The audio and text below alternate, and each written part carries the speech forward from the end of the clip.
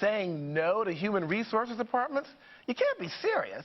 But many companies are getting serious about finding different ways to hire, fire, and provide benefits to their employees. Well, the question remains, is this a good thing? And will this be more than just a passing fancy or the new way of doing business? Well, joining us is Jannie Pilgrim, CEO of The Deal. Jannie, I can't imagine not being in a company where there's no HR department. What's going on here?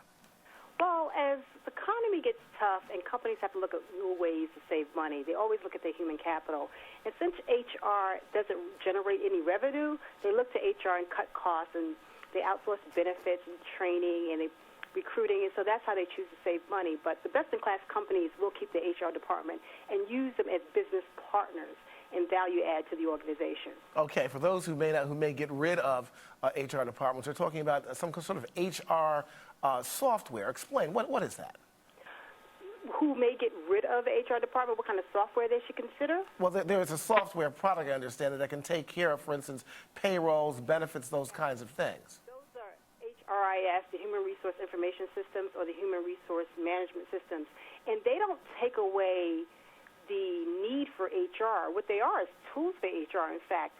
HR professionals who do analysis, who look at trends, who look at forecasting, they use those as tools in order to help companies run their business better through their human capital model.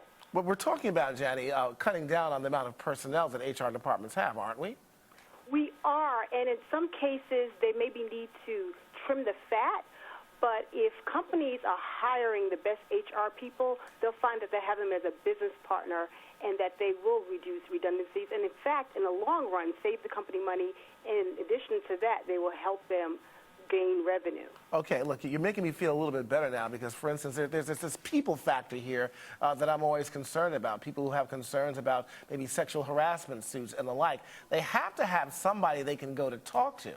Well, in cases where companies are eliminating portions of their HR, they think that their legal department can take care of that.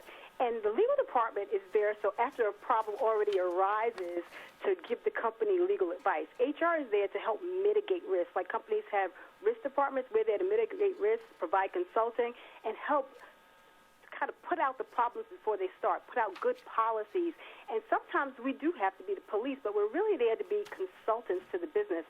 And business managers, they can't police themselves, and they can't always give themselves the best advice because they're there to focus on their day-to-day job in order to create the company revenue, and we're there to be consultants to the organization and their businesses. But Jannie, the problem that I have, though, with that is that the HR people are traditionally trained.